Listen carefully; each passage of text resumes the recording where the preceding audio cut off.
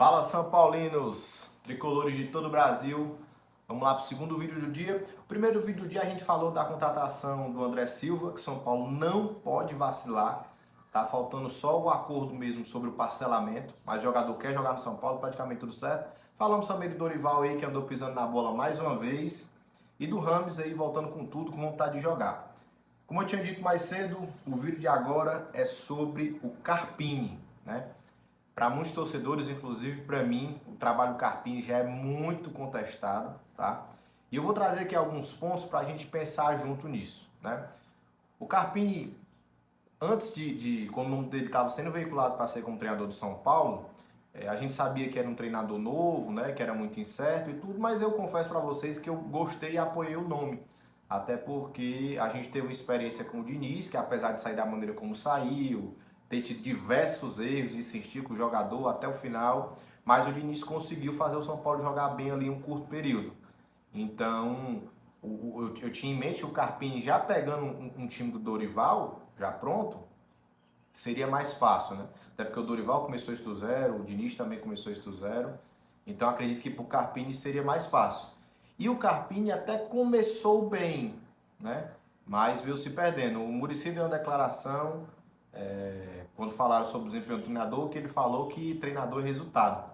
E falou também que o Carpini, no começo do trabalho, procurava mais ele do que até o atual momento, né? A gente não sabe se o Carpini, essa vitória da Supertaça, essa quebra do tabu, andou subindo a cabeça. Não sabe se até esses dois jogos o São Paulo ele ainda utilizava meio que o método do Dorival e depois disso ele começou a desconstruir para adaptar o dele, né? Mas a gente sabe que fica muito claro dentro de campo é que o time do São Paulo não constrói mais jogadas. Isso é muito claro. O São Paulo rifa a bola toda hora, o jogo quebrado toda hora, o Rafael chutando bola, o Caleri brigando. Os nossos últimos gols é gol de pênalti, gol de escanteio, bola chutão para cima, lançamento. E as jogadas não são mais tão construídas. Uma reflexão que eu deixo até aqui para a gente analisar junto é que o seguinte, muita gente critica o estilo de jogo do Carpini por faltar compactação, né? Que era uma coisa que o Diniz tinha excesso. O Diniz às vezes deixava 6 jogadores ali, 5 jogadores no departamento do campo. Por isso que a gente tomava muito gol de contra-ataque. E outro grande defeito também que o Diniz tinha é que, eu não sei se vocês lembram, com certeza vão lembrar, porque isso era um negócio de matar do coração qualquer um, que era o São Paulo quase sempre que fazia um gol, pouco tempo depois tomava outro gol. O time não tinha a maturidade de chutar a bola para fora, de esperar o jogo, de administrar o resultado. Muitas vezes passamos com o Diniz e a gente passou isso no finalzinho do primeiro tempo, né? O jogo praticamente dos acréscimos contra o Guarani e o jogo contra a Ponte Preta, né? Que a gente também virou o jogo contra a Ponte Preta, não. Bragantino. Aquele jogo foi. O São Paulo jogou mal o jogo inteiro, mas com a entrada do Eric, ele as substituições, o time reagiu bem e conseguiu a virada. Eu acho que quase ninguém acreditava naquela virada e tomar um segundo gol no finalzinho. Então, assim, isso aconteceu muito com o Diniz e eu acredito que isso é muito um traço de treinadores inexperientes, que não sabem administrar, colocar a bola no chão, falar, meu irmão, o jogo acabou, vamos segurar. É isso aqui. E o São Paulo tomou um gol besta daquele, um vacilo do Wellington. Entendeu? Então não tem explicação. Alguns torcedores também eu vejo defendendo o Carpini, falando que ele perdeu muitos jogadores, concordo, isso é um ponto também. Alguns eu vejo falando, mas a culpa não é dele se os caras não fazem gol. E, de certa forma, eu entendo, mas eu acho que a culpa é dele também. Porque se ele é o treinador e ele é responsável por treinar o time, se ele vê que existe uma deficiência de finalização, ele precisa intensificar o treinamento. Por exemplo, todo jogo, o Luciano, geralmente a primeira bola que ele pega de chute, a primeira, a segunda, é uma oportunidade clara e ele erra. Isso é visível. Se você analisar, se você não tiver percebido isso ainda, pode prestar atenção. Geralmente, a primeira bola que o Luciano recebe todo jogo, com uma oportunidade clara, ou pelo menos uma jogada ali mais perigosa, ele perde. Porque não está concentrado, ou por falta de treinamento e finalização. O Luciano tem diversos pontos. Ele é um cara que se entrega demais, ele é praticamente torcedor dentro de campo, é um cara que não tem tanta qualidade técnica assim, mas o cara se entrega.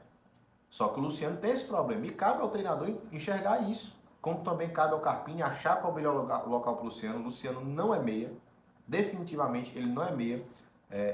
A melhor época que eu me recordo de ter visto o Luciano jogar foi o Luciano pegando bola no meio do campo e participando dessa transição para o ataque. Porque ele é um cara que chama o jogo, que aparece, que não foge. Ele se apresenta para a bola. Diferente de outros jogadores que em muitos momentos do jogo o cara se esconde, porque tem medo de não acertar o passe seguinte. Enfim, tem diversos pontos. O que eu acho que o time do Dorival tinha muito bem era essa questão da compactação. Não era como o Diniz, que eram diversos jogadores ali no departamento, mas o time era muito próximo um do outro. E eu vejo que no time do Carpini a gente não tem isso. Então fica muito espaçado, as jogadas ficam muito quebradas. Por mais que a gente não tenha tido alguns desfalques, que não tem um articulador, que o Ramos estava fora, o time precisa pelo menos jogar bem. Precisa pelo menos controlar o jogo. Nem que não tenha a capacidade de criar, mas que mantenha a bola, que domine, que toque, que comande o jogo. A gente vem jogando contra adversários inferiores e o São Paulo vem jogando de igual para igual, sofrendo. Então tem esses diversos pontos do time do Carpini. Agora uma coisa que a gente precisa lembrar também, assim, o ano passado foi fantástico. A gente ganhou o título inédito da Copa do Brasil, terminou o ano super bem.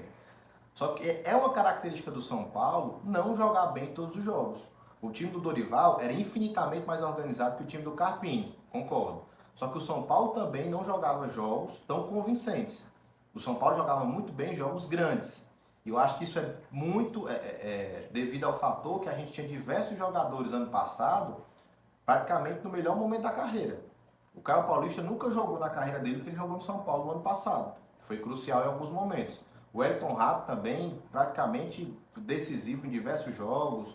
O Luciano também vem jogando bem. A gente tinha o Beraldo, que era um monstro. O Rafael, na regularidade sempre, que vem salvando muito São Paulo. Então, assim, a gente também não pode só crucificar o Carpini, porque também ano passado a gente jogava muito bem jogos grandes. Clássicos, os mata-matas, enfim. Então, assim, a gente tem que analisar esses diversos pontos para definir se é o momento de trocar o Carpini ou não. Né? Eu acredito que, assim, o São Paulo teve uma melhora no futebol do primeiro tempo contra o Guarani, certo?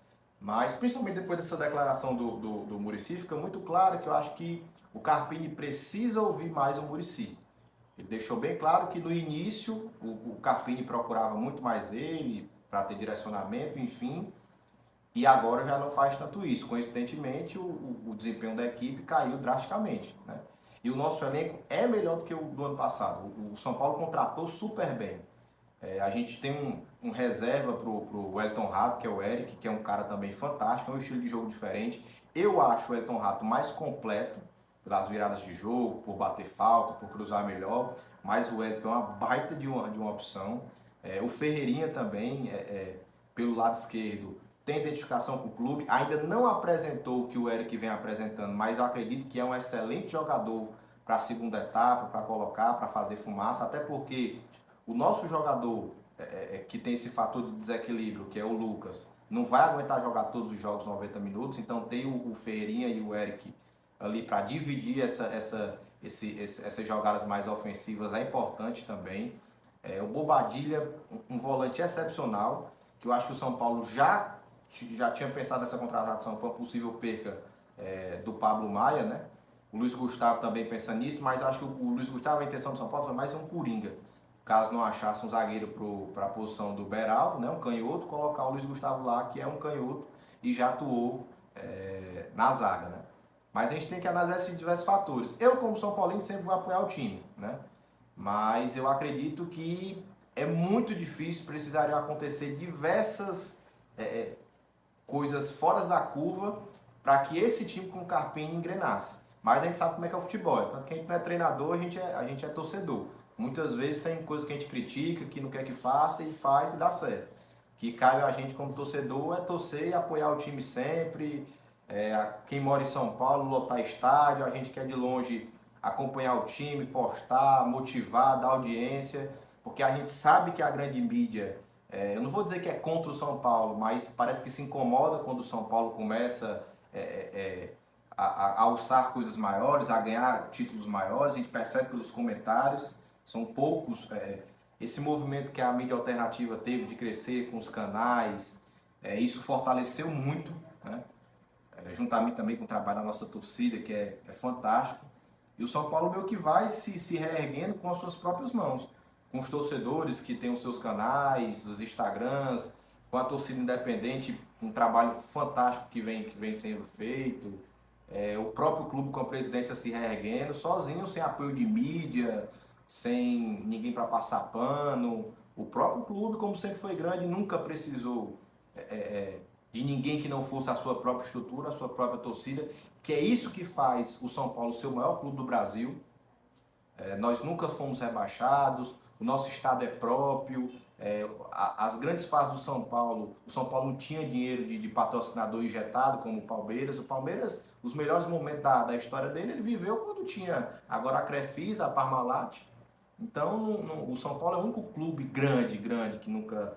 Corinthians e Flamengo tem torcidas também grandes, mas tem também um apelo midiático muito grande. A gente sabe que por muito tempo o pessoal mais antigo sabe isso, eu ouvi isso do meu avô, que só se passava o jogo do Flamengo na rádio. Então quem não era das capitais ali mais próximas do sul, só se ouvia Flamengo. Então por isso que também a torcida do Flamengo tem essas dimensões nacionais muito grandes. Então o nosso clube é totalmente independente, é um clube com história limpa, com história extremamente honrosa, digna, e por isso que nós somos os maiores. Mas e aí, o que é que vocês acham? Vocês acham que é um momento realmente de já pensar em trocar o Carpini, de repente aí, se sai do Paulista, já tem que trocar? Eu acredito que o São Paulo vai classificar, principalmente porque a volta do James Rodrigues vai dar um efeito muito forte no elenco. Ele vai conseguir fazer isso daí, apesar de ter errado bestamente aquele pênalti na Sul-Americana, que também aquilo ali, eu perdi a paciência com ele total, mas é um grande jogador, vai agregar. Ao meu ver, eu sempre disse isso, o São Paulo precisa de um jogo ter 45 ou 60 minutos de Lucas ou Ramos. O ideal seria jogar um e jogar o outro, porque são dois jogadores que, apesar de funções diferentes, equilibram. E é isso que a gente precisa. A gente tem muito cara que corre e se entrega, mas não tem aquele cara que pensa, que acha um passe, que quebra uma linha de marcação. É isso que a gente precisa. Eu, sinceramente, eu acho que o Carpini tem que ficar por mais aí 3 ou 4 jogos. Se não esboçar a melhora, tem que tirar, porque esse é um ano muito importante para a Libertadores. A gente precisa entrar muito bem. Precisa começar muito bem. E, ao que tudo indica, o Carpini mudar, evoluir, eu acho muito difícil isso acontecer. Muito difícil. Vou torcer, vou apoiar, mas é muito difícil. O Carpini escala errado, o time não está jogando bem. Ele já tem um discurso muito comercial, não se compromete. O Rames, eu acredito que assim, para mim o fator mais importante dessa história toda do Rames foi o Rafinha aí no podcast, se não me falha a memória da TNT Esportes, e ter falado sobre a postura do Rames, porque até então, acho que muito São Paulino estava meio que contra ele.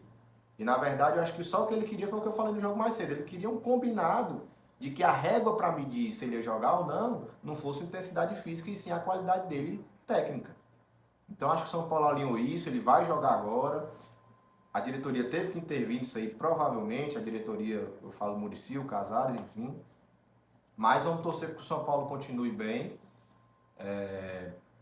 André Silva já praticamente confirmado. O rumor novo do Abner aí, parece que o Abner quer retornar ao Brasil, certo? Já sabe, até amanhã, vídeo todos os dias. Valeu, nação São Paulina! Já curte, se inscreve aqui no canal e comenta se você acha que o Carpini tem que ficar ou não.